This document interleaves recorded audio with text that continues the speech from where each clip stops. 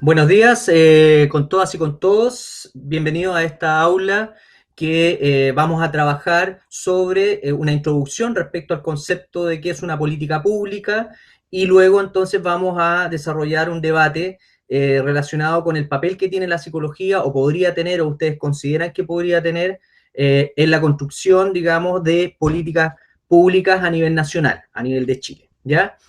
Para esto voy a estructurar la presentación en un primer momento en mostrarles un video corto respecto de una política que se viene instalando desde 2015 sobre el tema de infancia y adolescencia en Chile, para luego pasar a situarme, digamos, en el texto obligatorio que tenían que leer de Eduardo Laera, sobre qué es una política pública, una introducción a qué es una política pública, para ir relacionándolo entonces con este video y así ojalá facilitar la comprensión de los contenidos. Luego de esto entonces vamos a tener este debate y me voy a puntualizar posteriormente los datos empíricos de un estudio que se hizo aquí en Chile respecto de la oferta programática sobre programas que se dicen, por lo menos en el papel se dicen ser comunitarios, y se hizo ahí una investigación cuantitativa y cualitativa y que tiene unos resultados interesantes que van a alimentar un poco la discusión y la interacción que vamos a potenciar hoy día, ¿ya? Ese es el marco general de la presentación de esta aula. Entonces voy a pasar a mostrarles el corto video. Traten de ponerle mucha atención porque voy a ir ejemplificando, como les decía, ¿no? Es decir, para que podamos ir como graficando aquellos conceptos, aquellos elementos que vamos a trabajar sobre el texto obligatorio de lectura para hoy. Bueno, antes de decirle que cualquier duda o consulta, ustedes ya saben que la modalidad es me intervienen, pueden pedir la palabra o pueden decir actuar, digamos, con voz también. Ahí no hay ningún problema. La idea es que sepan de que tienen la libertad para poder introducirse y sumar preguntas, dudas, comentarios, críticas constructivas, etc. Vamos a partir entonces con el video. Atención.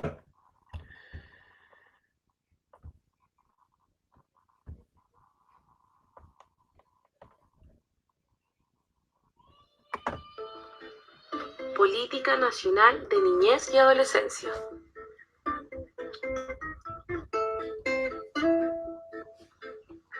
La Política Nacional de Niñez y Adolescencia se inicia una vez creado el Consejo Nacional de Infancia en marzo del 2014, cuya misión es asesorar a la presidenta en todo lo que tenga relación con la formulación de políticas, programas, planes relativos a garantizar, promover y proteger el ejercicio de los derechos de los niños, niñas y adolescentes a nivel global y local, y servir de instancia de coordinación entre los organismos con competencia asociados a dicha materia.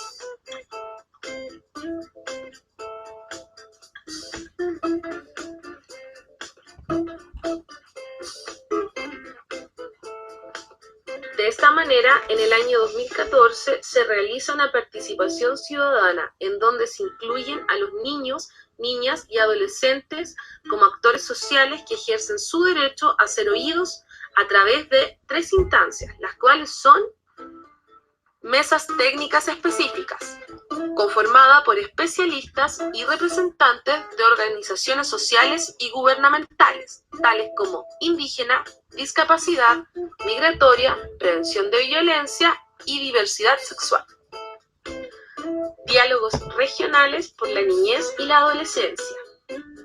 Diálogos realizados en las 15 regiones del país para descentralizar y valorar los diálogos locales. Encuentro Nacional Yo Opino es mi derecho. Este encuentro tuvo por objetivo conocer las opiniones de niños, niñas y adolescentes de todo Chile que fueron consideradas en la nueva política de niñez y adolescencia en su plan de acción. Enfoques de la Política Nacional de Niñez y Adolescencia.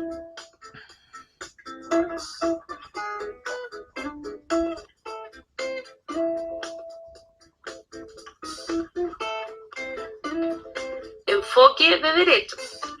Reconoce a los niños, niñas y adolescentes como sujetos de derecho, considerándolos personas competentes en la vida familiar y social. Enfoque de desarrollo humano. Este enfoque evalúa las políticas públicas e instituciones en función de las capacidades del ser humano. Enfoque de curso de vida. Considera la trayectoria de desarrollo desde su gestación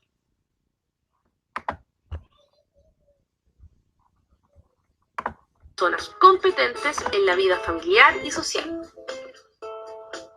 Enfoque de desarrollo humano. Este enfoque evalúa las políticas públicas e instituciones en función de las capacidades del ser humano. Enfoque de curso de vida. Considera la trayectoria de desarrollo desde su gestación hasta los 18 años, disponiendo de garantías para facilitar su potencial. Enfoque intercultural. Es el reconocimiento de la diversidad cultural, el cual necesita medidas especiales para el cumplimiento de sus derechos. Enfoque de género. Conjunto de prácticas, símbolos, estereotipos, normas y valores sociales que se construyen a partir de la diferencia sexual.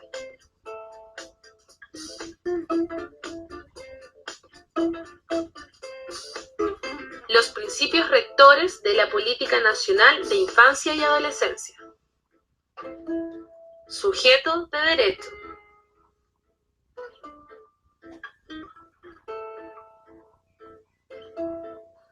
Interés superior del niño y la niña. Autonomía progresiva.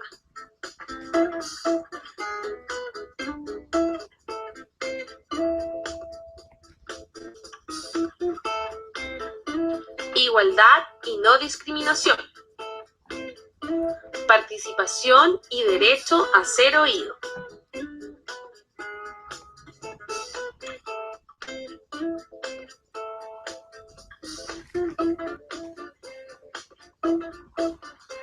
Vida, desarrollo y entorno adecuado.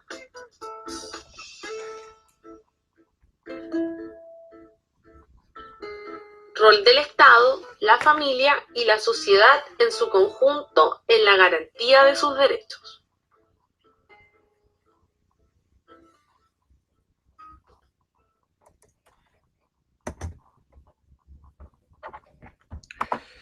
Bien, ¿qué les ha parecido el video?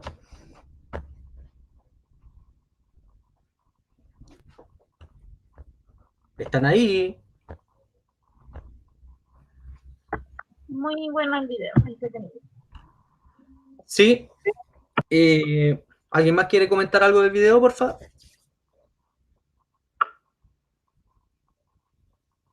Yo quiero comentar algo, profesor. Adelante. Me pareció interesante, bueno, no interesante en realidad. No me gustó esa idea que planteó en la parte de el niño jugando con muñecas, que decía lo único en que se convertirá el niño si juega con muñecas es en un buen padre, porque es como súper conservador igual pensar en que tiene que ser padre algún día y que sea como la única opción viable en la vida del niño, o que no esté la opción de ser madre u otra cosa. Eso. Perfecto. Gracias por darme la palabra. ¿Alguien más quiere compartir algo que le haya surgido con respecto al video?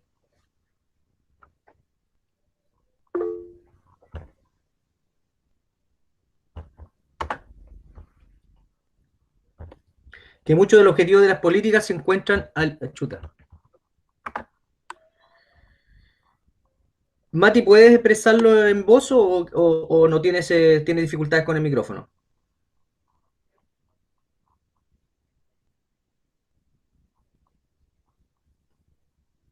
Sí, es cierto lo que dice el Mati respecto al tema, a la Agenda 2030, ¿no? Bueno, yo podría hablarles en parte, quizás, un curso completo. Yo en mi tesis doctoral trabajé justamente un poco la influencia, digamos, la construcción de una cierta ideología a nivel internacional, que le llamamos geocultura, ¿no? Que son instituciones geoculturales, que un poco a lo que está quizás apuntando esto que nos está diciendo el Mati Bravo, ¿no? Pero sí, efectivamente ya hay una razón histórica también por eso. Es un debate interesante. Qué bueno que lo colocaste, Mati. Ahí yo voy a tratar de retomarlo en la parte en que podamos establecer el debate, ¿ok? Sí, el derecho de género, y ahí hay un debate interesante, bien profundo ahí, ¿ya? Eh, que tiene que ver con una cierta homogenización y una cierta integración que está vinculado a la mundialización, digamos, del capital y el capitalismo. Eso. Ya. Bueno, entonces, solo aquí hay dos elementos que me parecen interesantes que los vamos a retomar en el debate, que tienen que ver con esta construcción también estereotípica de formas de ser, y por otro lado, las influencias internacionales respecto del diseño, ¿cierto? Y la implementación de ciertas políticas o ciertas orientaciones, que sin lugar a dudas tienen influencias internacionales, sobre todo de la Organización de Naciones Unidas, que fue creada post Segunda Guerra Mundial, y que es una arquitectura, digamos, global, de reconfiguración de una arquitectura global, ¿ya? Y eso es importante entenderlo, porque son escalas planetarias, o digamos, de poderes hegemónicos que también se incrustan o intentan incidir con ciertos marcos ideológicos en la definición de políticas y del curso de los estados de los países, de los estados nacionales, ¿ya? Así que es lo que se llama el sistema interestatal moderno. Ok, muy bien. Voy a entonces a ir tratando de ejemplificar con esto de la política, ¿cierto? El Plan Nacional de Infancia y Adolescencia, que me equivoqué, no era el 2015, pero sí se inicia el 2014 con esto del Consejo, ¿no? El Consejo Nacional de la Infancia, que se crea para ir en el fondo transversalizando ciertas políticas de infancia, ¿ok? Bien, voy a compartirles entonces la presentación de hoy, que le voy a subir posteriormente ¿cómo se llama? A iAula. ¿Logran ver ahí o les comparto la pantalla completa mejor? Ahí queda más. Bien, esta es la presentación del texto que es La Política Pública, que es del autor Eugenio Laera Parada, que es un abogado de la Universidad de Chile, estudió en la Universidad de Princeton. Es importante también conocer me gusta a mí que cuando uno ve el nombre, tratar de saber cuál es la trayectoria, un poco dónde se inscribe el personaje con el cual vamos a trabajar en el texto, ¿no? Es chileno, fue director de políticas públicas de la Presidencia de la República de Chile en el gobierno de Lagos, me parece, y también fue asesor de políticas públicas como secretario general de gobierno, del secretario general de gobierno. Trabajó en la CEPAL, digamos, fue profesor adjunto de un magíster en políticas públicas de la Universidad de Chile, fue invitado por la Universidad de Princeton, también ha sido invitado por un conjunto de otras universidades, y hoy día es uno de los personajes que, si bien ya murió en el 2012, es uno de los autores que de alguna otra manera se estudian bastante en el ámbito de los magísteres, ¿cierto?, sobre política pública, o doctorados incluso existen sobre política pública. Por tanto es un autor importante, más allá si estamos o no de acuerdo con su adscripción ideológica y todo eso, pero por lo pronto es importante destacar la trayectoria, ¿cierto?, de este autor que estamos trabajando con este artículo. Un pequeñito artículo que tenían que leer, que está en el iAula. Pues bien, generalmente, bueno, la discusión de política pública viene o deriva de alguna otra manera, y hay distintas tradiciones norteamericanas, europeas, la típica, y algunas perspectivas latinoamericanas que están más bien supeditadas a ciertas influencias de conocimiento, de transferencia de ideas, que se vienen dando desde el mundo anglosajón y angloamericano, y también propiamente europeo, ¿cierto? Pero que ha habido, digamos, que se inscribe en el marco de la ciencia política, ¿ya? El tema de la política pública en realidad digamos, es como parte de los estudios del marco de las ciencias políticas como la disciplina de las ciencias políticas en general, ¿ya?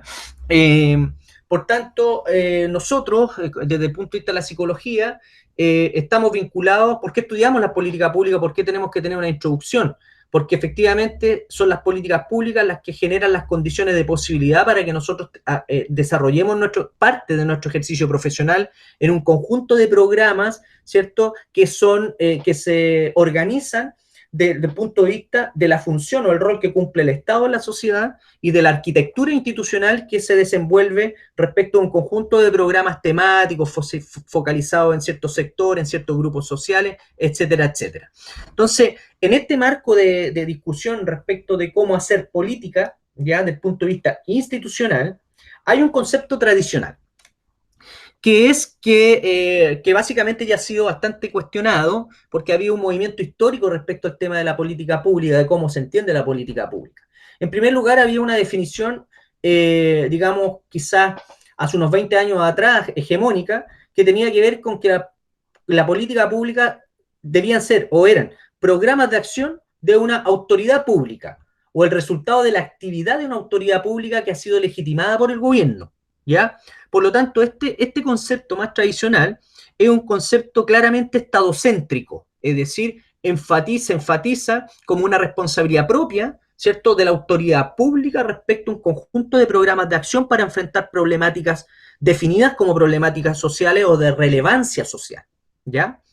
Entonces, ahí hay una primera cuestión respecto al desarrollo del concepto de políticas públicas, que llevó a un debate en ciencia política bastante fuerte, ¿ya? Que tiene que ver con la naturaleza de lo político, ¿ya?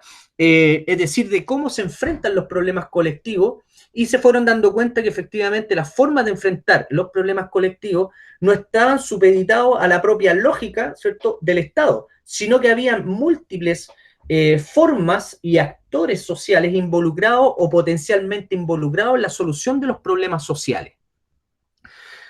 Este debate, digamos que estoy tratando de sintetizarlo lo más posible, ¿cierto? Que en el fondo responde a esta visión estadocéntrica de la política pública, nos lleva al concepto un poco que desarrolla Eduardo, que tiene que ver con que la política pública va a corresponder a cursos de acción y flujos de información, ¿ya? Que están relacionados con un objetivo público definido de forma democrática por el sector público. Y aquí también hay un elemento de tensión respecto de qué es una forma democrática que es definida por el sector público. Es decir, intenta un Estado, digamos, tratar de generar ciertas condiciones tanto de difusión de la información y también de generar acciones que tiendan a incorporar la participación de la comunidad, pero también del sector privado, ¿ya? Y esto, desde el punto de vista de la planificación, debiese, ¿no?, ser consistente en sus orientaciones. Por ejemplo, en esta política nacional de infancia, donde se crea una cierta institucionalidad nueva en el año 2014, ustedes ahí pueden identificar quizá una política más orientada, o que podríamos decir que ejemplifica este concepto del autor. ¿Por qué? Porque ahí se configuraron, digamos, con todas las limitaciones que esto pueda significar, y habría que indagar un poco más, ¿no? Pero por lo menos como nos vende el video, digamos, la acción del Estado, básicamente es que abrió espacios de participación ciudadana con estos diálogos locales y regionales, ¿cierto?, que se hicieron con niños, niñas, adolescentes, para poder escucharlos y tratar de situar ciertos intereses comunes de los niños, niñas y adolescentes para poder conectarlos con estos principios y estos enfoques que el video nos mostraba, ¿ya?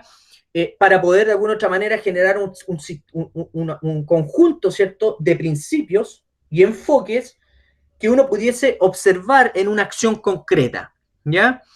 Y en este caso se tendía a generar estos espacios de participación con la ciudadanía, pero también con el sector privado, ONGs, por ejemplo, que también contribuyen o de alguna otra manera trabajan, son entes que externalizan ciertas funciones del Estado para poder llevar adelante este tipo de actividades.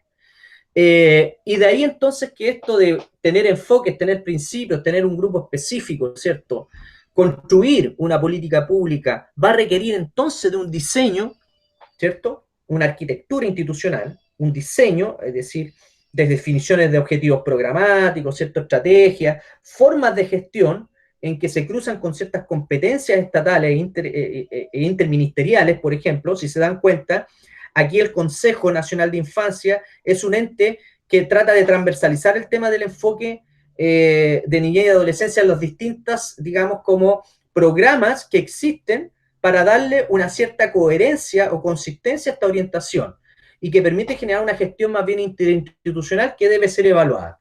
Y obviamente, dada la característica propia del Estado a escala nacional, la bajada de las políticas públicas, ¿cierto?, tiene que ver con ciertas escalas locales, escalas regionales y escalas nacionales, porque una política pública no es propiedad netamente del Estado, también, digamos, del Estado al gobierno, digamos, nacional, que establece ciertos programas o ciertos planes, programas y proyectos más específicos. También los gobiernos locales, los gobiernos de las ciudades, también construyen ciertas políticas públicas, como por ejemplo podemos ver en el caso de la comuna de Recoleta, sobre todo los temas de farmacias populares, ¿cierto? Ópticas populares, universidad abierta, se ven un conjunto de otras formas posibles de construir políticas públicas de parte de entidades de gobierno en diferentes escalas.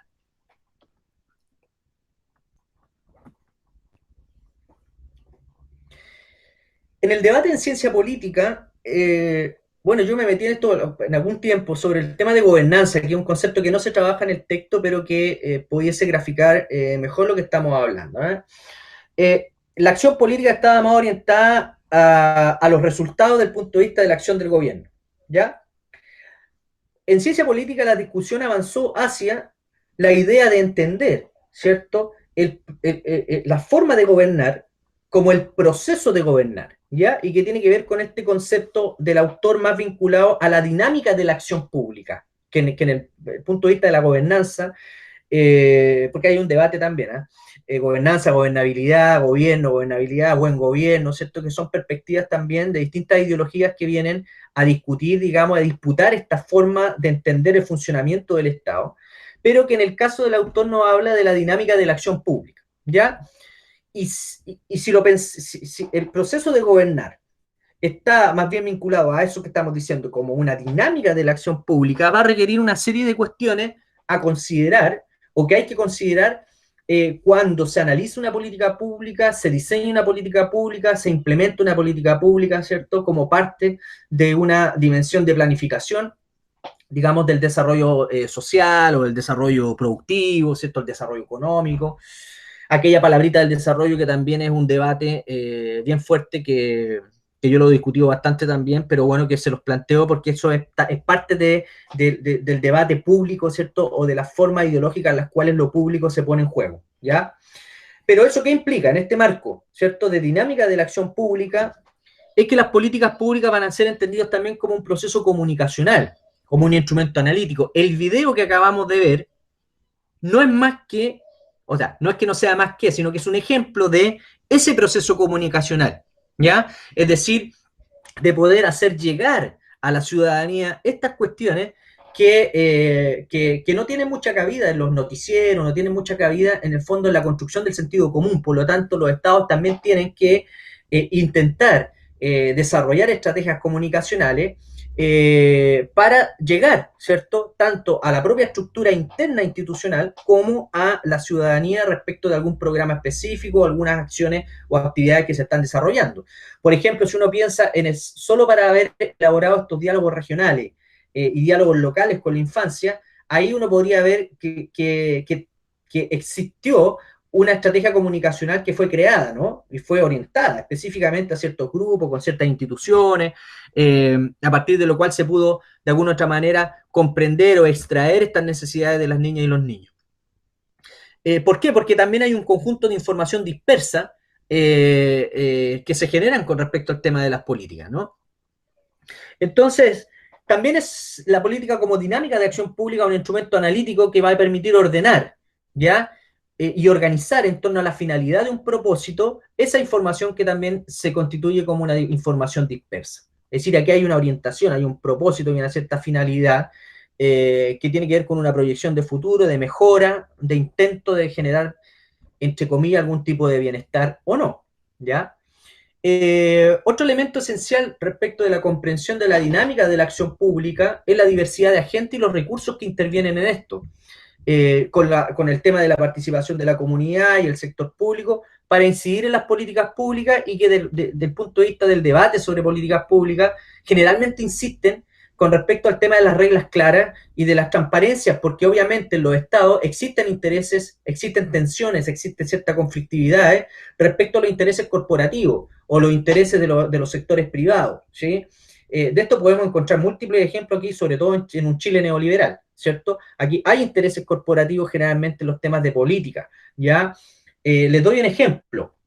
Dentro de las políticas, por ejemplo, ambiental, existe un requisito o un requerimiento que debe haber consultas a los sectores, digamos, y a las poblaciones que se viesen afectados por algún tipo de megaproyecto extractivista o hídrico, o algún tipo de proyecto que afecte o que vaya a generar algún tipo de efecto ambiental en una localidad. Por lo tanto, se desarrolla una serie de estrategias de negociación con las localidades para de alguna otra manera poner por sobre el interés corporativo, digamos, el interés supuestamente general del Estado articulado a ciertas empresas privadas, de ponerlo, digamos, de tratar de incidir o incentivar a que las comunidades acepten y, digamos, y reciban los supuestos beneficios que le va a generar el gobierno en esta articulación con algunos intereses corporativos de capitales transnacionales. Que esto es un conflicto, yo les diría que es, bueno, es un conflicto estructural de América Latina, dado, ¿ya? Pero que aquí en Chile se ha acrecentado bastante. Y que es lo que más o menos denominamos los conflictos socioambientales. Esto es para darle un ejemplo respecto a estos conflictos de intereses también que se puedan dar y que la participación por la participación no necesariamente es algo que podríamos decir es bueno, ¿cierto? Sino también hay que ver desde dónde se orienta esa participación y bajo qué propósito, qué finalidades. Por eso es importante esta idea de los propósitos y bajo qué mecanismos de transparencia y bajo qué reglas, ¿ya? Porque justamente también ciertos movimientos ocupan esas mismas reglas que son definidas por la ley, ¿cierto? Para resistir y en el fondo expulsar, por ejemplo, a proyectos hidroeléctricos, por ejemplo, en la Patagonia, aquí en Chile. Pues bien, entonces tenemos ciertas diversidades de agentes que van a generar una cierta conflictividad. Respecto al video que vimos, más bien es como una expresión de un ejemplo de cómo se intenta incentivar esta participación desde el punto de vista de la niñez y de la adolescencia, ¿ya? Pero también tenemos otros ejemplos que son más conflictivos, como el que acabo de darle. Toda orientación de política pública o toda posibilidad de construir una política pública tiene márgenes políticos financieros, es decir, político ideológico respecto a la perspectiva de sociedad, ¿cierto? O que se tenga, o que tengan ciertas fuerzas políticas, pero también desde el punto de vista presupuestario, ¿ya? Muchas veces vemos que, dado ajustes estructurales de la economía o bajo crisis estructurales, muchas veces los derechos sociales son los que se ven más deteriorados por los recortes financieros que existen y que es como una de las soluciones que se otorga desde una perspectiva ideológica específica para poder entonces acotar estos programas, estas políticas, ¿cierto? Y posteriormente poder de alguna otra manera redefinir los presupuestos sobre los cuales opera esta acción pública, esta dinámica de acción pública. Es decir, la cuestión financiera, político-financiera, es parte esencial de la dinámica de la acción pública que hay que tener, digamos, claro. ¿Por qué? Porque efectivamente en estos márgenes que condicionan de alguna otra manera estas definiciones político-financieras, ¿cierto? Debe contener ciertos instrumentos y definiciones institucionales, porque en general hay objetivos múltiples. Por ejemplo, cómo abordar el tema del derecho a la niñez y la adolescencia sin abordar el tema de los barrios, por ejemplo, o de las condiciones que incluso uno de los principios era mantener un entorno sano, la participación y la vida del entorno, ¿cierto? Con cierta sanidad, es decir, no basta con promover los derechos del niño en la escuela si vamos a tener barrios absolutamente precarizados y miserables. Eso no es consistente, ¿cierto? Por lo tanto, hay una serie de objetivos que son múltiples respecto al ejercicio de los derechos, que es un poco la perspectiva en la cual se estaría avanzando desde esta noción del interés superior del niño, ¿cierto? Y de los derechos humanos como una perspectiva transversal y que de alguna otra manera intenta redefinir el rol del Estado. Voy a parar hasta ahí para que me puedan decir algunos comentarios, ¿cierto? Puedan tomar por favor el micrófono, hacer opiniones, comentarios, dudas, eso. Por favor, abro la palabra.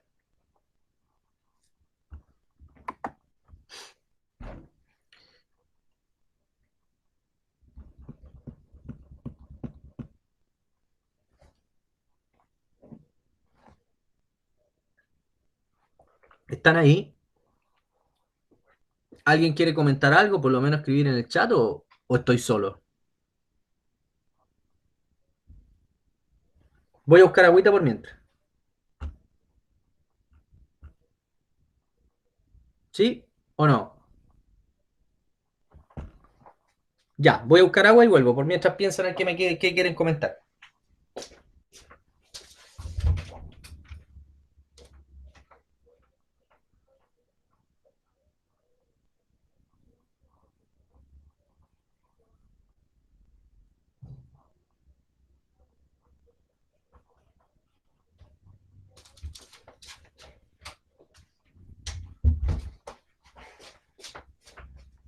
Ya. ¿Alguien quiere comentar alguna cosa? ¿O alguna duda? ¿O continúo?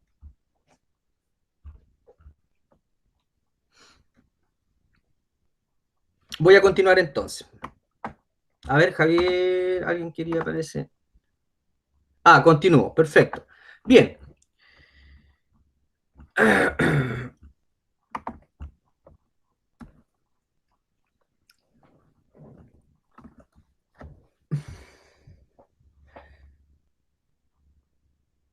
Un gobierno es una construcción organizacional para dotar de cierta gobernabilidad a un país.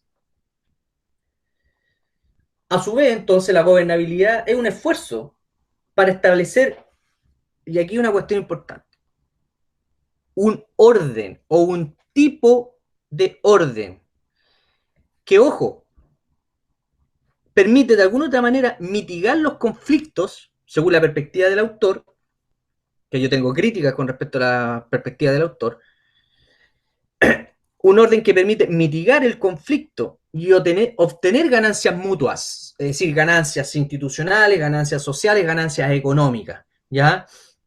Pero si se dan cuenta, desde esta perspectiva, la construcción organizacional para la gobernabilidad tiene una función o un rol regulador de mantener un cierto orden social, económico, político, cultural, ¿cierto? Que mitigue los conflictos, ¿ya?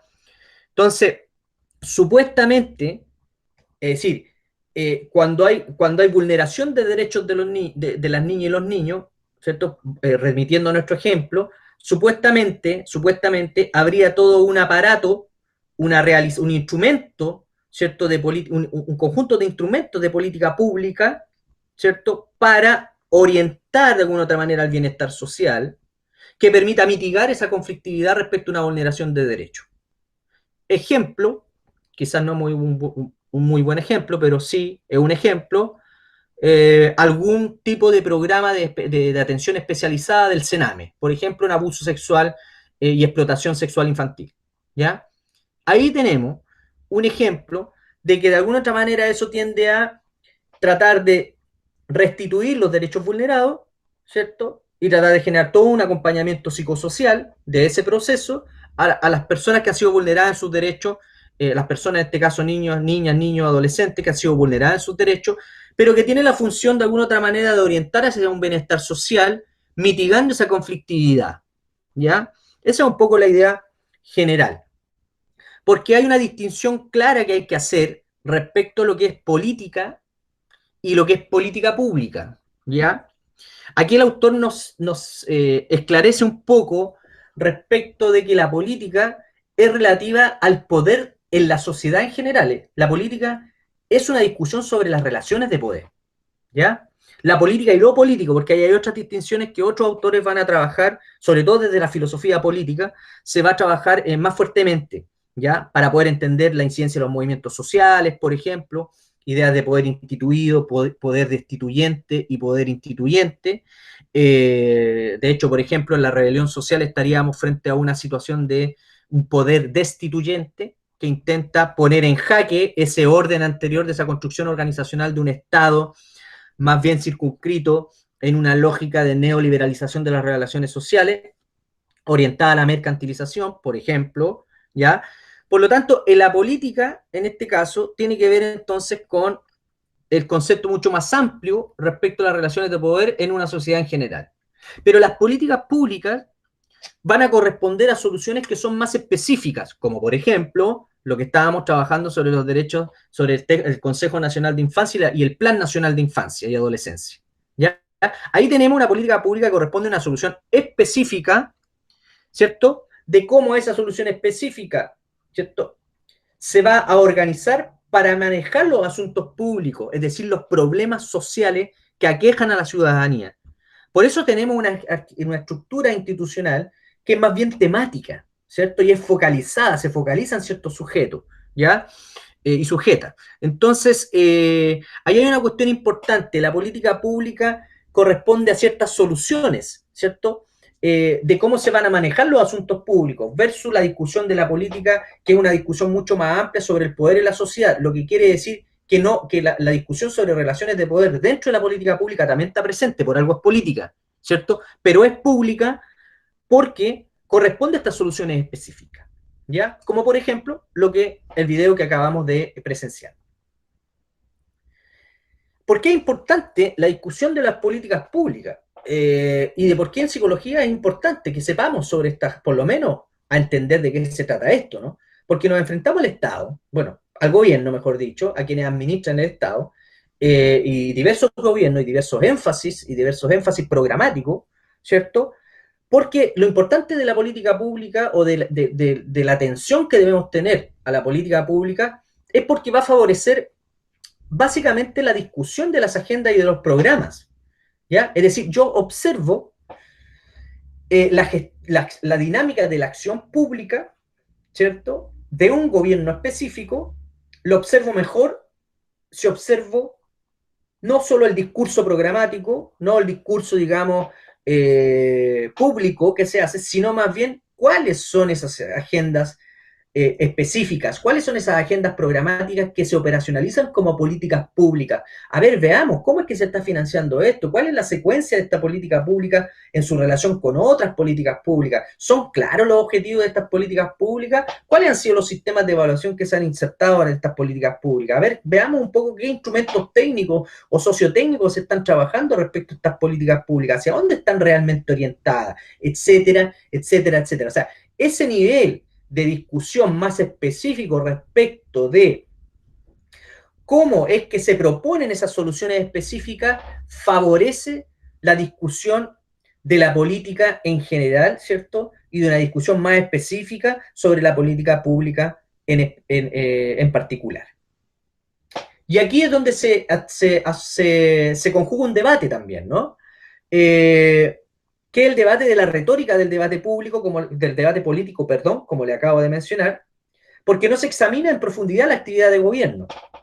Es un poco lo que nos dice la autora, es decir, pongamos más atención a las políticas públicas, porque política sin política pública, ¿cierto? Es decir, discutir solo política sin discutir política pública, va a correr el riesgo de concentrarse que puede concentrarse en esa discusión de solo una discusión política y no de los instrumentos, no de las políticas públicas específicas, va a correr el riesgo de que pueda concentrar la distribución del poder entre agentes políticos y sociales, ¿cierto? Que va a devenir o va a derivar de esa discusión propiamente política, discursiva, propiamente retórica, ¿ya? Más bien retórica, no discursiva, ¿cierto? Del debate político, ¿ya? Y eso lo vemos casi todos los días en la televisión, digamos, ¿no?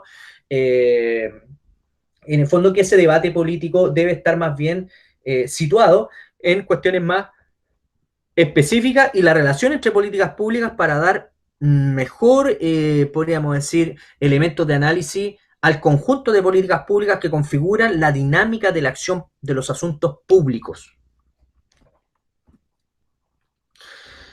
Para ir cerrando esta parte, hay que hacer una distinción muy, muy básica que tiene que ver con la planificación, la planificación de los estados, porque uno escucha plan, programa, proyecto, ¿cierto? Escuchamos como ciclo de la bajada de la política pública. Generalmente se habla también de eso, es decir, cómo se diseña a nivel central, cómo esto se organiza a nivel ministerial y cómo esto entonces baja de alguna otra manera a los territorios, ¿cierto? A los grupos sociales, a algunas instituciones en específico, por ejemplo, el caso de la Junji, en infancia y adolescencia, etc. Bueno, un plan es lo más general, un plan nacional, ¿cierto?, de infancia, sería una cuestión mucho más general, ¿cierto?, que expresa los lineamientos políticos fundamentales. En el caso del ejemplo, este plan nacional, en el marco de ¿cómo se llama?, de estos lineamientos políticos fundamentales, se consideraron los enfoques de derecho, de desarrollo humano, de curso de vida, el enfoque intercultural, el enfoque de género, como elementos que constituyen esta visión general de cómo vamos a entender el trabajo que hace el Estado respecto de la niñez y la adolescencia. Y además de ciertos principios, los niños son sujetos de derecho, ¿cierto? El interés superior del niño, la participación, ¿cierto?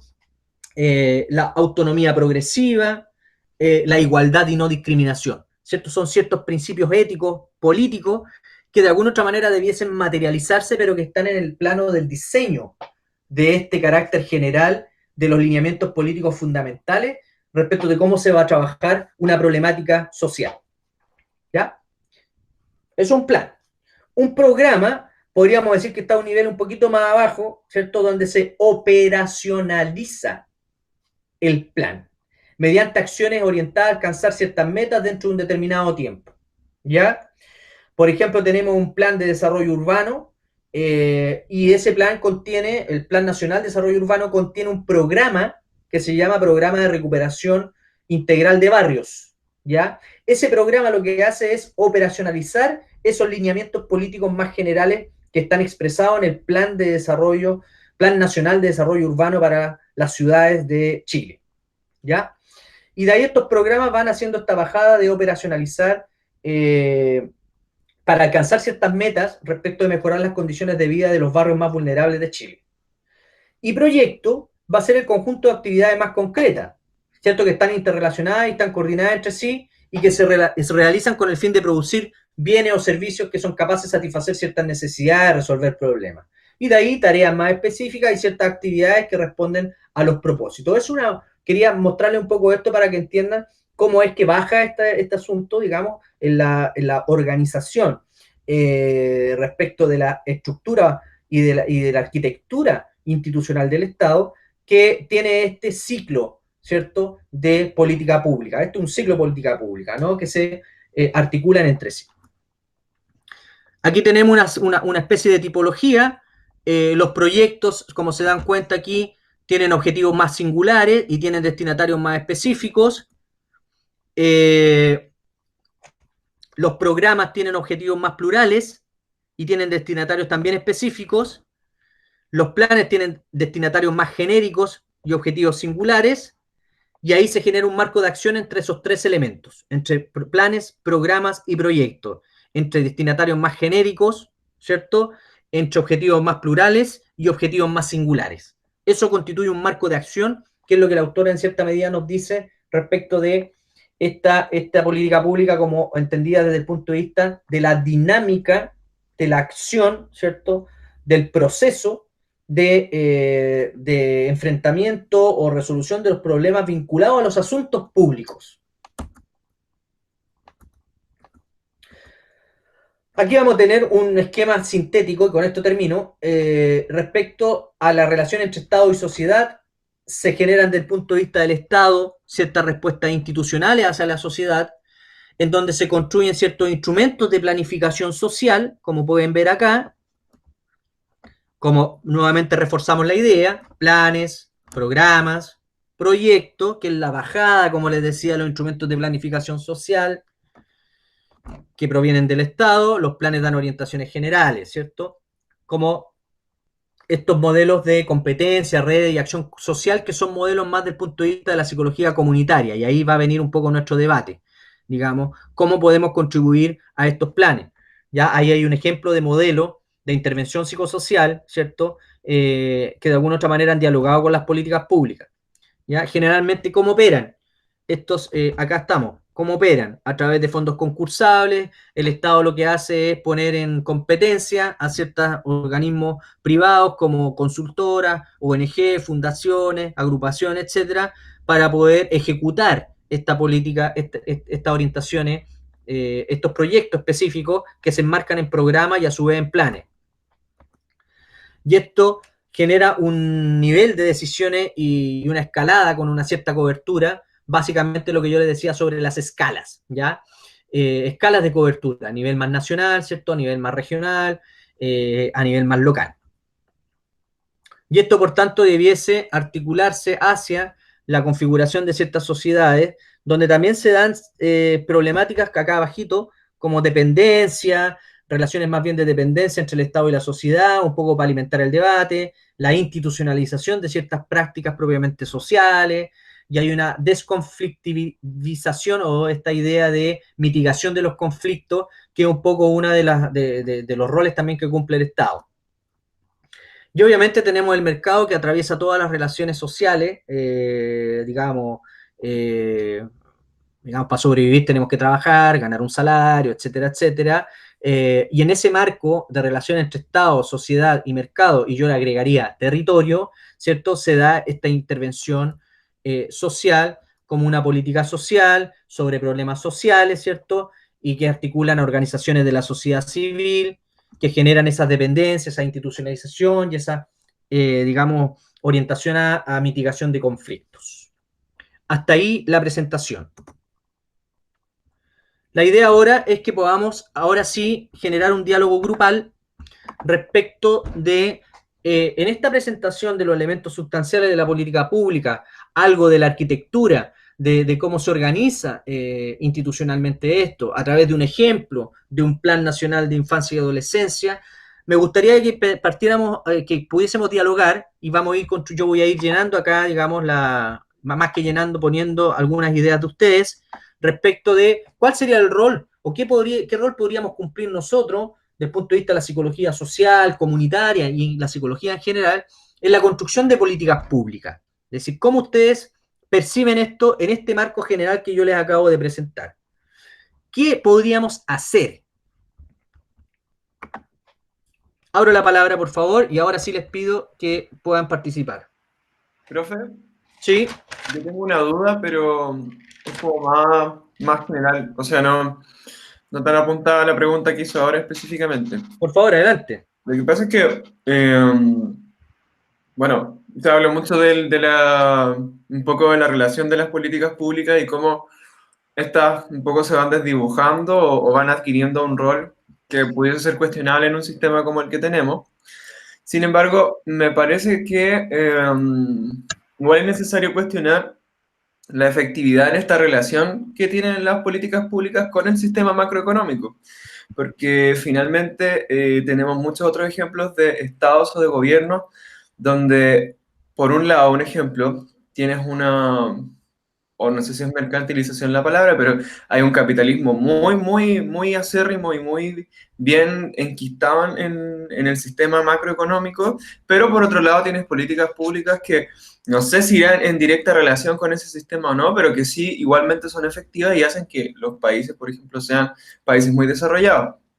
O por otro lado tienes un sistema macroeconómico en el que efectivamente hay ciertos planes de políticas públicas muy genéricos, donde también bajas un poco la participación o quedan más supeditados a esos mismos planes el rol de los privados, pero que efectivamente también quizás por no tener esa misma parte no dan los resultados esperados. Entonces, por un lado, como qué tanto se puede separar esa efectividad de la política pública con la del sistema macroeconómico, como que, o si deben haber ejemplos más mixtos, como que me queda un poco, siempre me asalta un poco esa duda, como si es que efectivamente hablamos de que el neoliberalismo mercantiliza todo, que yo puedo estar de acuerdo con eso, como desde qué otro lugar vemos que la política pública sí efectivamente puede ser funcional.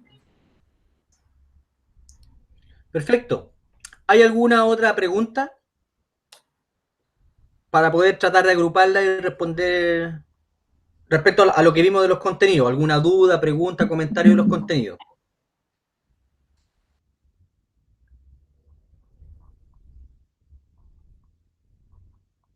¿No? Bien, entonces voy a responderla. No, tengo un comentario respecto a la pregunta. Por favor, adelante, Valentina. Tiene un comentario respecto a la pregunta que hice yo para poder hacer el debate grupal, ¿eso? Sí, eso mismo. Ya, entonces voy a responder y avanzamos con lo otro. Bien, Ya. en este caso, mira, la efectividad de las políticas públicas en el contexto macroeconómico, ¿ya?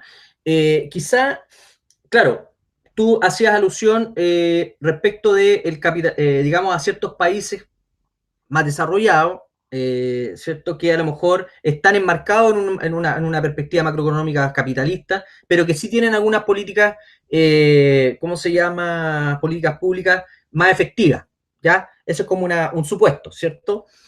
Quizás a lo mejor tú estabas pensando en el estado de bienestar europeo, ¿ya?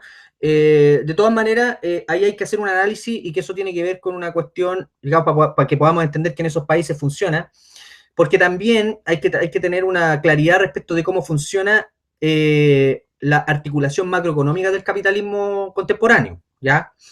Los países que se dicen ser desarrollados no es porque sean culturalmente más inteligentes, ¿ya? Dentro de toda la tradición del pensamiento latinoamericano existe la teoría de la dependencia. Yo no sé si conocen o han escuchado hablar de la teoría de la dependencia, que es una de las principales teorías que se ha configurado de manera autónoma en América Latina, justamente para denunciar la transferencia de valor que existe desde América Latina, ¿cierto?, hacia los países industrializados, ¿ya?, hacia los países del capitalismo hegemónico, del capitalismo dominante, ¿ya? Es decir, hay transferencias de valor y eso generalmente se ha venido viviendo desde que América Latina es América Latina y de la constitución de los estados nacionales, entre comillas, independientes en América Latina.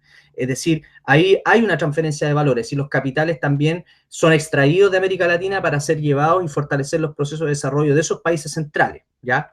Es una primera cuestión de carácter estructural respecto de lo que tú dices sobre lo macroeconómico, ¿ya? Porque en general lo que tenemos es un capitalismo dependiente y tenemos un capitalismo avanzado y un capitalismo dependiente, no es capitalismo el mismo capitalismo en todo el mundo.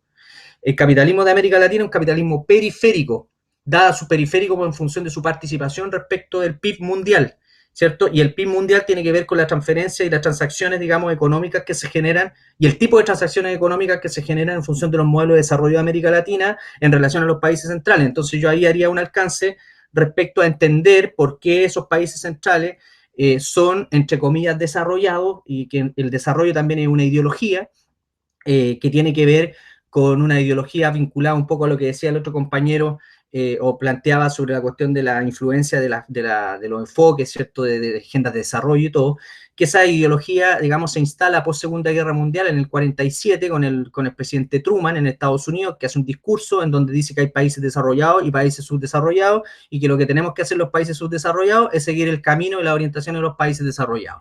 Toda esa vertiente o esa visión ha sido absolutamente cuestionada y desmitificada, digamos, pero todavía opera en el ámbito del discurso político, del discurso público, ¿ya? Los países desarrollados, que somos países emergentes, como si esto fuese un camino, ¿cierto?, lineal, en donde teníamos que ir avanzando, y de los que nos van a enseñar digamos, a ser mejores, son estos países que son de capitalismo dominante. Se ha demostrado que eso más bien tiene que ver con los intereses corporativos, intereses del capital transnacional, para intensificar los modelos extractivos y los modelos agroindustrial, digamos, que es nuestra división internacional del trabajo respecto a la cuestión internacional. Solo quería hacer esa puntualización para luego entonces responderte la pregunta, para que me puedas entender desde dónde yo estoy pensando, ¿ya? La efectividad de las políticas públicas, ¿cierto?, es un tremendo tema, y te voy a dar un ejemplo muy concreto. En Chile, las formas de evaluación de la efectividad de políticas públicas, o que puedan tener una cierta efectividad, hoy día están siendo fuertemente llevadas adelante por la DIPRES. La DIPRES es una institucionalidad del aparato del Estado chileno, ¿cierto?, que tiene que ver con hacer evaluaciones económicas, ¿cierto?, respecto del gasto que se hace, el gasto social o el gasto público, respecto a la efectividad de los objetivos programáticos, ¿ya? Entonces, eso es bien complicado porque lo que aquí está de fondo, lo que yo creo, digamos, lo digo en términos personales, que está como de fondo, es que hay una, y esto se ha venido, digamos, discutiendo en la literatura, que no está en la psicología, pero está en las ciencias sociales, que es que, ¿cómo se llama?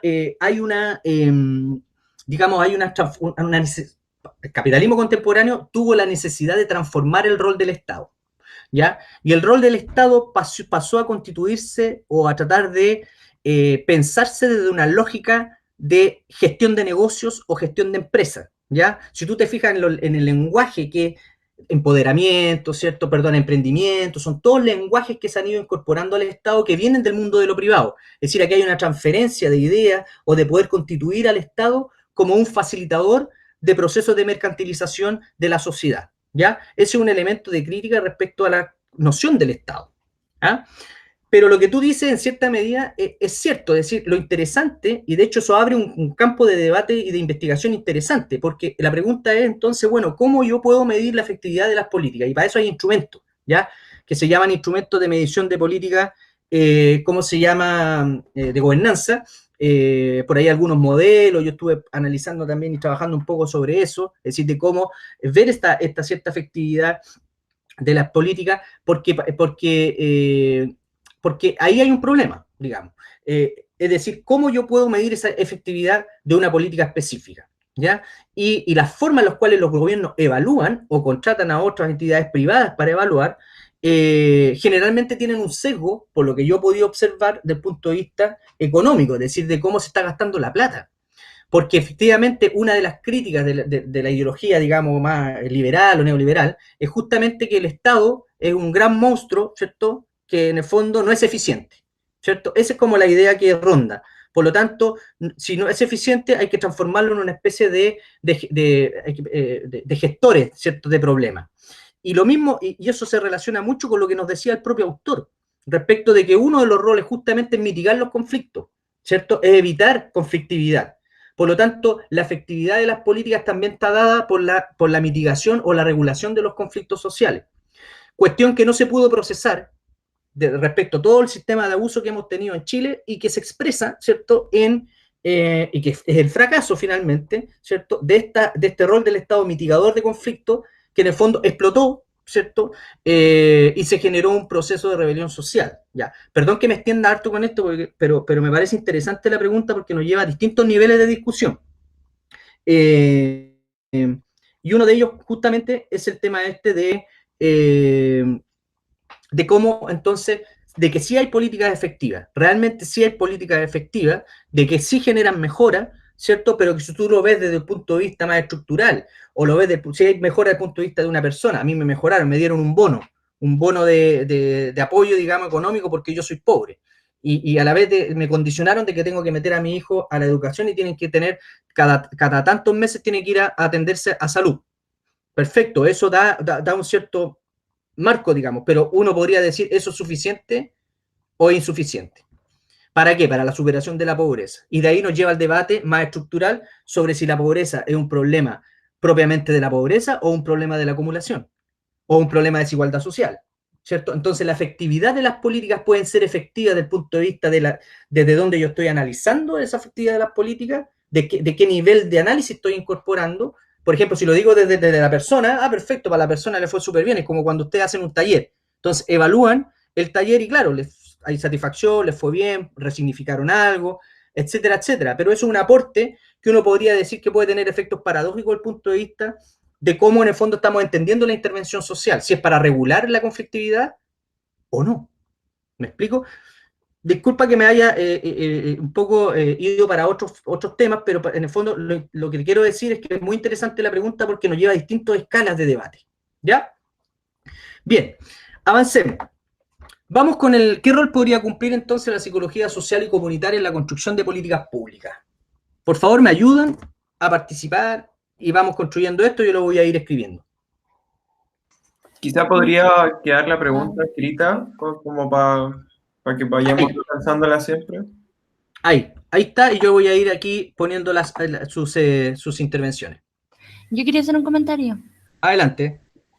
Pensaba que a partir como del rol que cumplimos de la psicología comunitaria y el acercamiento que tenemos con la comunidad, podríamos como aportar, no sé si llamarlo una perspectiva más realista sobre cómo está o cómo se encuentra la comunidad, cómo funciona. Porque pensaba que siempre las políticas públicas como que tienden a abordar un idealismo, como que un ideal del funcionamiento de la comunidad, y como que no se preocupa mucho de la realidad en sí. Eso. Perfecto, ahí uno podría, si te interpreto bien, como una especie de rol de proximidad respecto de las necesidades sentidas, de la proximidad que tenemos psicólogos que trabajamos en estos ámbitos, respecto a las necesidades sentidas de la comunidad para ser incorporada en la construcción de políticas públicas. ¿Sería más o menos esa la idea? Sí, eso mismo. Perfecto. Por favor, vamos dando opiniones.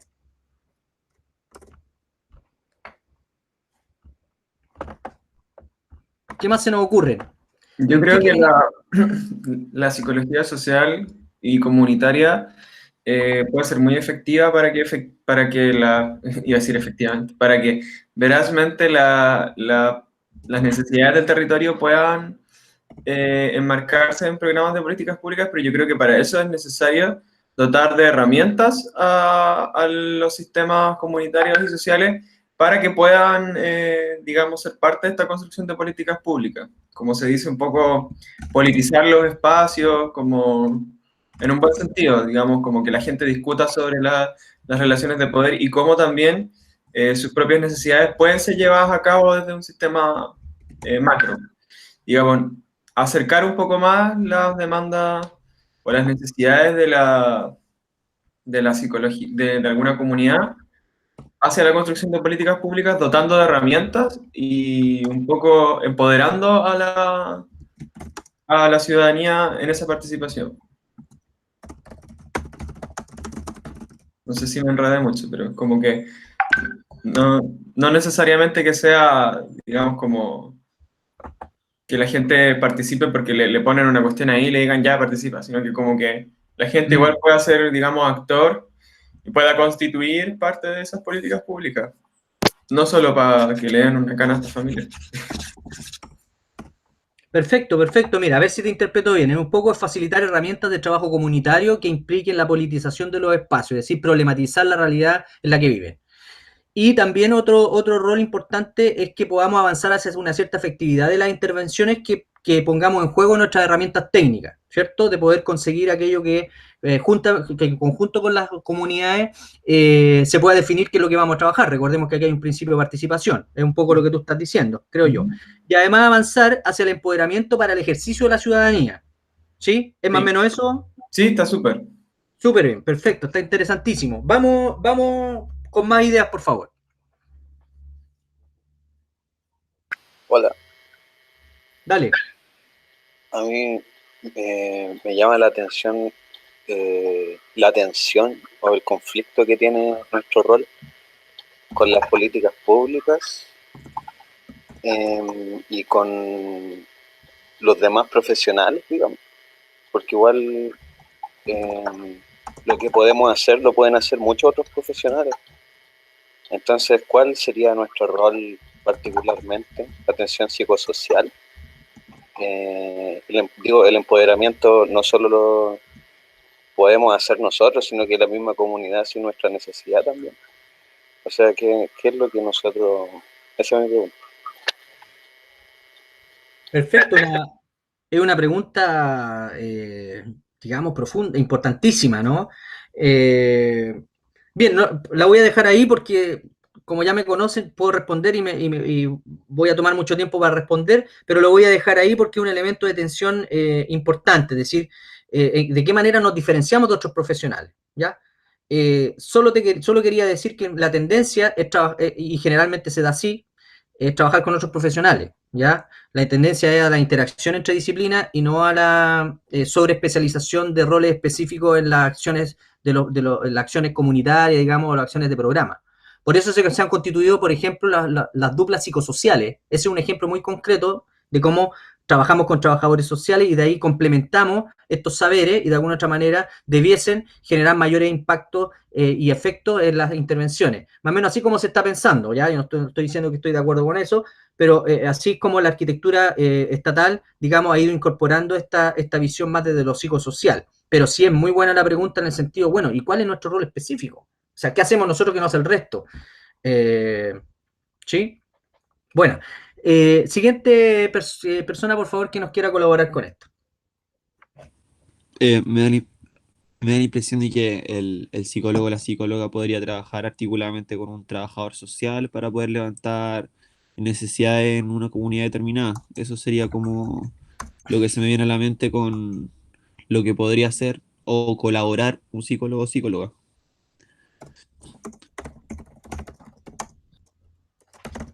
Perfecto. ¿Qué más? Vamos, más ideas.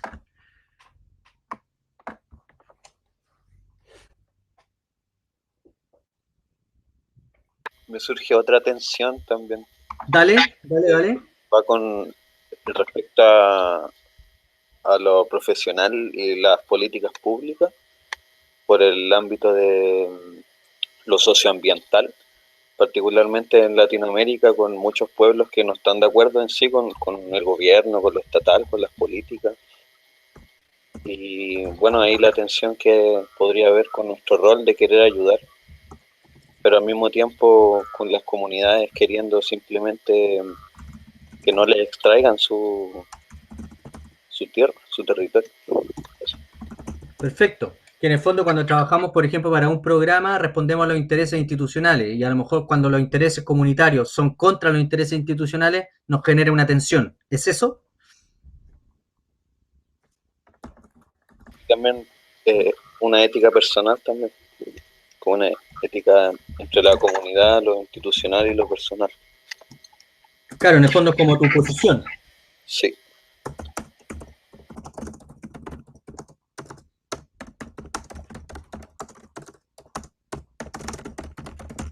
Respecto de conflictos. Perfecto. ¿Qué otro rol podríamos cumplir? Recuerden, en la construcción de políticas públicas,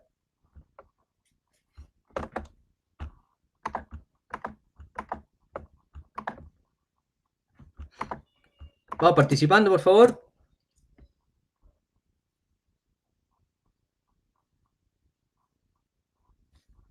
Bien, estamos cansados, así que lo vamos a dejar hasta ahí. ¿Alguien quiere decir algo? Aló. ¿Sí? Ay, sí, yo me escucho. Sí, te escuchamos. Ay, sí, es que estaba como que me quedé en un puntito que se tomó un poquito más atrás, que era sobre la pobreza, como estas preguntas de cuál es el problema. ¿Ya? Pero yo me estaba acordando de este tema cuando se plantea la pobreza, la precarización de las comunidades. Y yo me preguntaba si en sí la pobreza en sí o la precarización es el problema o es el problema en cómo se observa esa precarización y esa pobreza y desde dónde viene también, porque me hace recordar, ¡ay, espera, acá! ¡Se me apaga el computador! ¡Ah! ¡Ah! Ya. Claro, es cómo se construyen los problemas, ¿no? Sí, igual tengo una... ¡Ah! ¡Ah! Una aproximación. Se me va a apagar.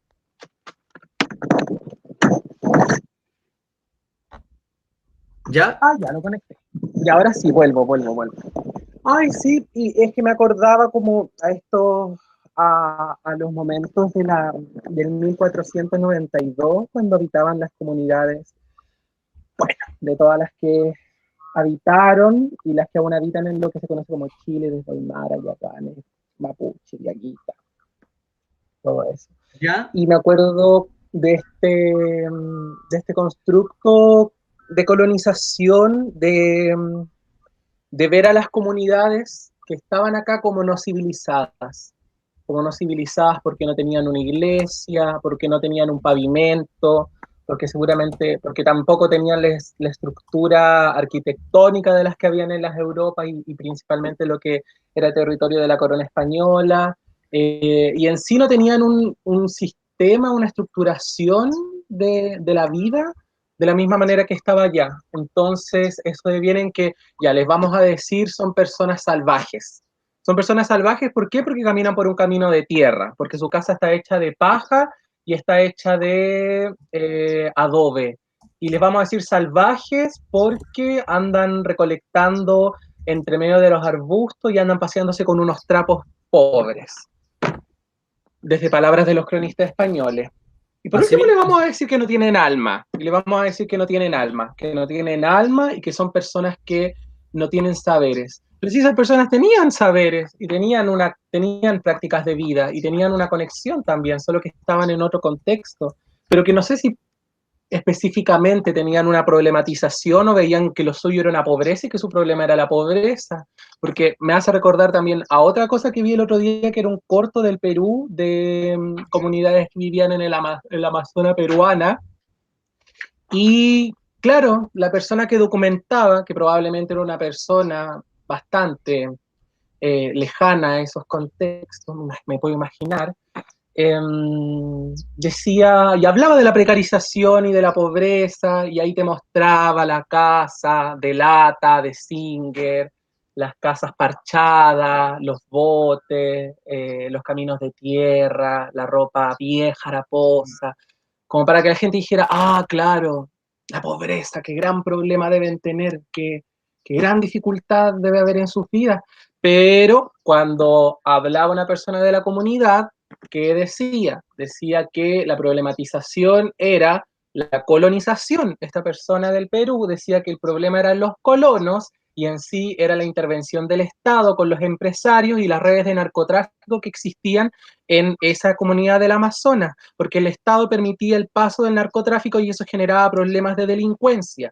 Ah, claro, pero después dicen que la gente pobre es delincuente porque la pobreza es delincuencia y la delincuencia en sí. No, porque es un constructo clasista, de este mismo constructo que viene de esta colonización que ya desde el 1492 a esta comunidad de Perú, del Amazonas, claro que hay una gran diferencia porque hay una intervención del Estado y hay una intervención del capital también. Sí, entonces, claro, porque me preguntaba, y ya llevándolo para esto de la psicología comunitaria, también lo llevo a este punto de, por ejemplo, el trabajo en las comunidades desde las juntas de vecinos, donde, claro, va a haber todo un trabajo anual y va a haber todo un trabajo durante toda una década para que la junta de vecinos tenga un parque de juegos y venga la corporación, venga el proyecto gubernamental y le dé un parque de juegos, que sinceramente se le podría haber demorado menos de un año si eso hubiese sido articulado desde la misma comunidad, incluso como dentro de las posibilidades y oportunidades. Y mientras ahí está la trabajadora social y la psicóloga comunitaria, están ahí luchando para ese parque de juegos o para esos pancitos con jugos que van a llegar en algún momento. A aproximadamente algunos 5 kilómetros de la comunidad hay una empresa de cultivo de paltos. ¿Y qué están haciendo? Secándole las napas subterráneas de agua. ¿Y qué pasó en esos 10 años? Que no solamente la empresa de paltos, de agua subterránea, o sea, de palto está devastando las redes acuíferas, sino que también hay una minera que está cerca de la cordillera y también le está devastando sus redes acuíferas. Y donde antes habían 2 pozas y habían posibilidades de cultivo y de recoger agua, ahora ya es bastante reducida.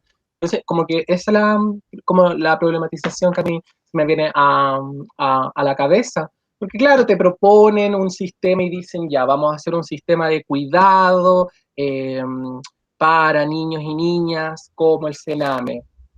Como el Sename, que prácticamente es como otra cárcel, y que otra cárcel para niños y niñas pobres que terminan en situaciones en que no hay una persona que diga, ah, ya, yo voy a participar y voy a apoyar a esta criatura en la crianza.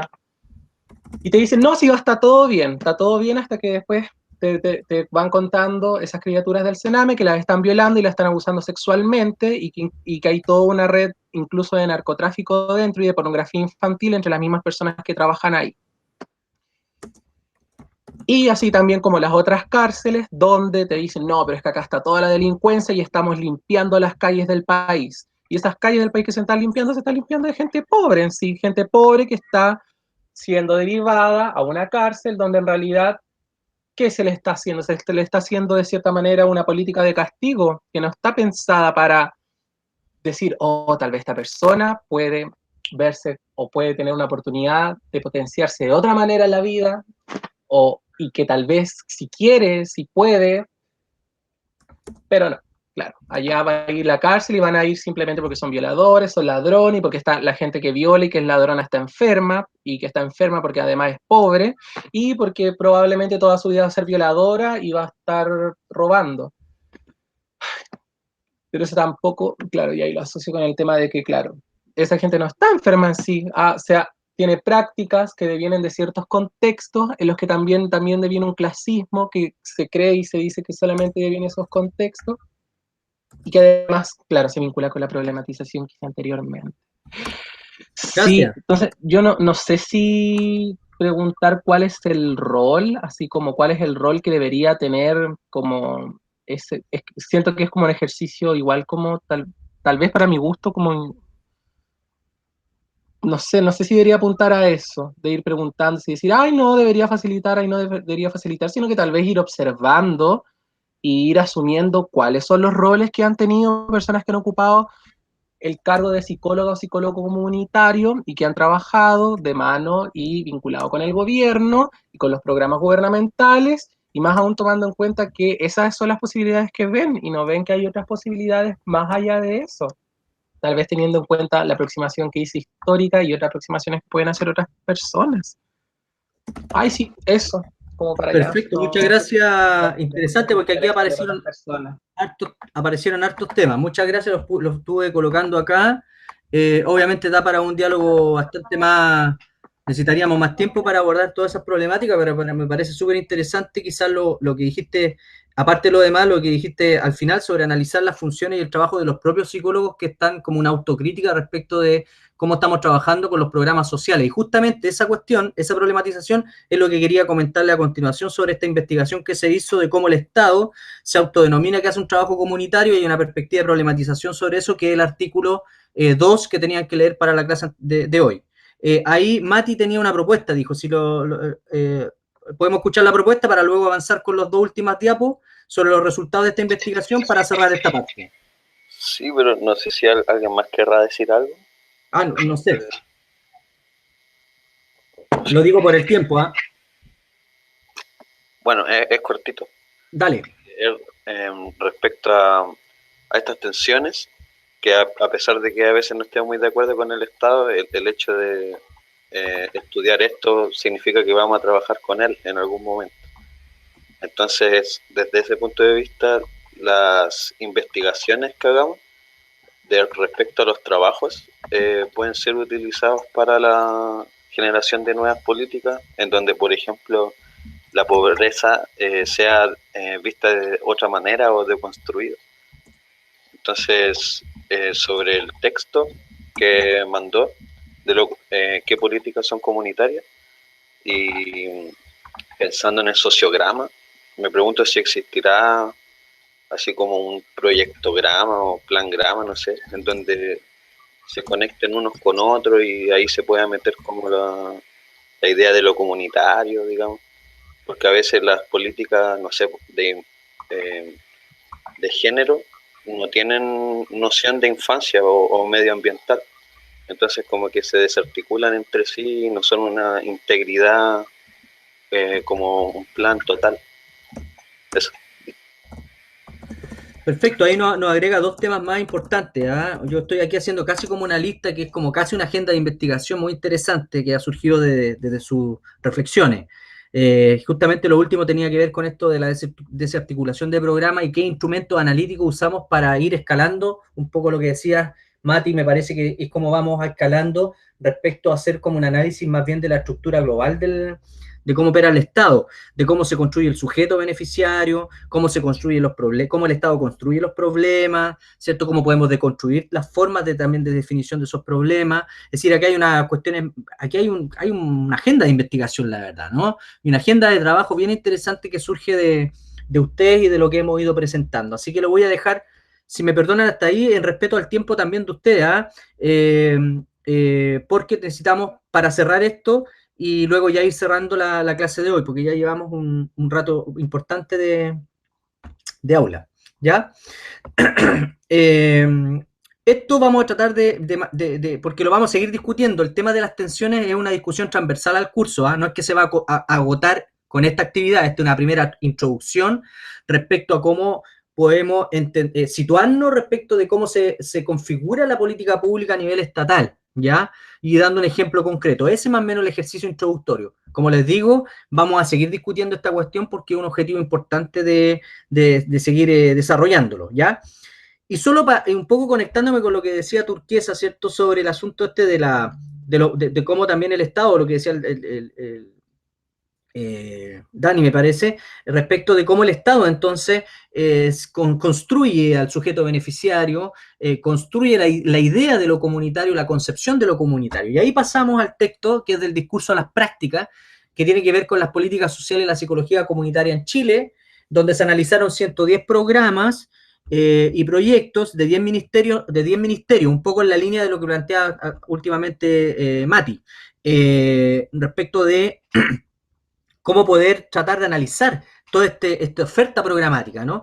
Y aquí hay un trabajo importante, de 101 programas de proyectos revisados con 10 ministerios nacionales examinados y que contienen, esta es parte de las conclusiones, ¿no? Contiene una escasa perspectiva comunitaria o consideración de los principios y prácticas de la psicología comunitaria. Es decir, lo que ustedes están diciendo, aquí hay un argumento, digamos, hay de alguna otra manera, un estudio empírico que nos permite sostener lo que ustedes también están diciendo con datos más concretos. Es decir, aquí hay un análisis de programas y ahí ya tenemos una discusión importante. Es decir, hay una escasa perspectiva comunitaria y consideración de los principios y las prácticas de la psicología comunitaria. Solo 9 programas cumplieron con lo establecido, con lo que establecimos, es decir, los autores, para considerarlos comunitarios. Es decir, de 101 programas, solo 9 programas cumplieron con los criterios de lo comunitario. ¿Ya? Y luego ahí avanzan en el análisis de esos programas y profundizan en 3 programas específicos en términos cualitativos, que este es un estudio quanti-quali, ¿ya?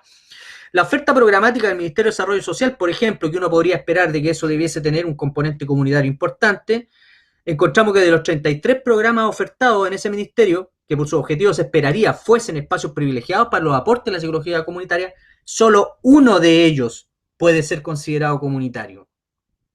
¿Se dan cuenta? En fondo, digamos, como que discursivamente está presente el tema comunitario, pero en términos del análisis más específico de lo comunitario, se va estrechando, digamos, reduciendo estos programas que podríamos decir que son propiamente comunitarios. Y la última diapositiva que quería mostrarle también en la línea de conclusiones de este estudio, para que ojalá lo puedan revisar o lo guarden para futuras investigaciones o que le pueda servir para sus tesinas o lo que sea, creo que es un trabajo importante. Como les decía, a nivel de discurso de los programas, que es lo que describen su objetivo, es fácil encontrar la aplicación de conceptos, teorías o principios que se proponen desde la psicología comunitaria. Pero esos programas poseen más bien, y aquí una crítica, poseen más bien un marcado énfasis asistencialista, están más centrados en las personas y no en las comunidades, y en la satisfacción de necesidades básicas. Y aquí dan un ejemplo como el de turismo social o el servicio de vivienda para el adulto mayor, ¿cierto? Es decir, hay políticas más focalizadas en sujetos específicos, ¿cierto? Y una especie de dar, de una prebenda. Es decir, yo te doy casa, ¿cierto? Te doy un crédito, ¿cierto? Y eso generaría, digamos, como, no sé, por obra y magia, no sé, el desarrollo de la comunidad. Es decir, la comunidad como un sujeto colectivo no está, digamos, tan presente o fuertemente presente en aquellos programas que se dicen que dicen tener un componente comunitario. Ahí hay un elemento importante para la discusión. Entonces, lo que conlleva aquí las políticas sociales, las políticas públicas en Chile, hay un reduccionismo que se circunscribe en esta responsabilidad pública, políticas que son focalizadas en los pobres, enfatizan intervención a nivel de los individuos, las familias, como les decía, y deja fuera las orientaciones de la política social, dimensiones de ciudadanía y del bienestar general de la población. Es una especie de política de individuación, ¿ya? Que es muy propia de la discusión de las políticas públicas neoliberales, ¿eh? Ahí hay un tema también que hay que considerar ahí. Y en los resultados cualitativos, que en términos cuantitativos hay una ausencia de la perspectiva comunitaria, cuando se hicieron estas entrevistas a los profesionales que trabajan, es decir, un poco cómo se construyen los problemas, ¿cierto? Las tensiones que se dan, ahí hay algunos reportes que es interesante mirarlos también. Hay una riqueza de aportes éticos y políticos de la psicología comunitaria, que eso hace ver que en el fondo hay un campo de posibilidades que no se está aprovechando desde el punto de vista de la mayoría de los programas de Estado. Y eso es lo que constituye un desafío muy importante para pensar nosotros desde la universidad, ¿cierto? Estas nuevas formas de pensar los problemas, nuevas formas de configurarnos como desde la perspectiva decolonial o desde la perspectiva de ecología de saberes, desde la perspectiva crítica de las formas en las cuales se construyen los sujetos populares, por ejemplo, las propias formas o propuestas desde los colectivos, de los autoconvocados. Por eso que esto nos conecta con la cuestión de los movimientos sociales, ¿ya? Porque vemos ahí también cierta emergencia y cercanía con respecto a los principios éticos y políticos de la psicología social y comunitaria, ¿ya? Entonces, aquí esto nos plantea este desafío, y con eso quiero terminar, de nutrir desde el saber y el quehacer de los programas sociales las políticas públicas en nuestro país, a partir entonces de nuevas formas de incidencia de la psicología comunitaria, y que puedan tener mayor presencia, mayor relevancia y una significación para el bienestar, digamos, colectivo general de la sociedad. Profe, disculpe, Sí, adelante. que tenemos una clase ahora, empezaba a las 11, pero hablamos con el profe para que empezara a las 11:20, ¿Ya? para que pasemos al tema de los grupos, si es posible. De veras, sí, sí, sí. Pasamos inmediatamente al tema de los grupos y ahora voy a cerrar la grabación. Ya, muchas gracias. Sí, no hay problema. Sí, las personas que se tienen que pasar al otro curso, por favor, si pueden ser las primeras en